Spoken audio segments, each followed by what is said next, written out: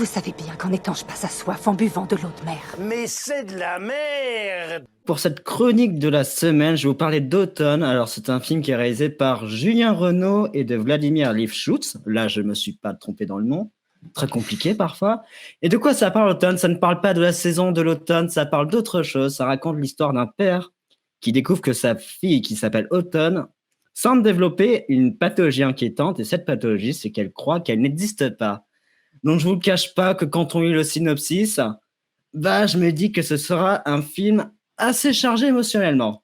Donc, en étant hyper prêt, hyper préparé, je lance le film et je vois, première scène, je vois cette plage et je me dis, mince, je vais pleurer.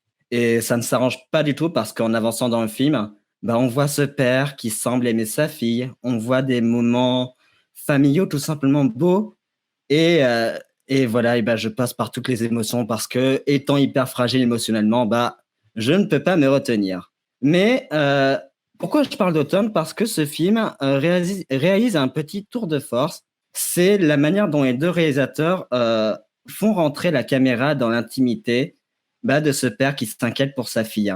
Les réalisateurs jouent souvent avec un silence qui peut être anodin, mais qui raconte quelque chose de très profond, dans lequel je ne m'attendais pas forcément.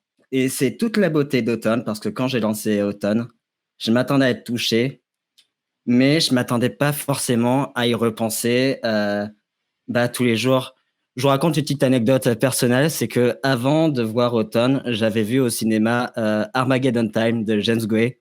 Et mon quotidien se résume à repenser à ces films et à pleurer toute la journée. Donc, pour ce film, j'ai pas de questions existentielles. Désolé la communauté de Sofa. Mais laissez-vous traverser par ces émotions et regardez Automne parce que c'est beau, parce que c'est touchant, parce que c'est surprenant et que en ce temps qui commence à être un petit peu hivernal, pleurer, ça réchauffe. Vous avez quelques minutes à m'accorder maintenant que je vous tiens? Les enfants ont de l'imagination, mais je crois que c'est un problème plus sérieux. Automne semble croire qu'elle peut disparaître. C'est juste une manière de se rendre intéressante. J'aimerais vous montrer un dessin d'Automne. Votre enfant est-elle suivie? Pourquoi? Elle décide mal?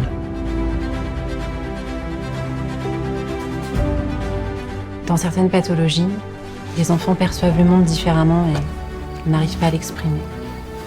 Alors parfois, ils le dessinent.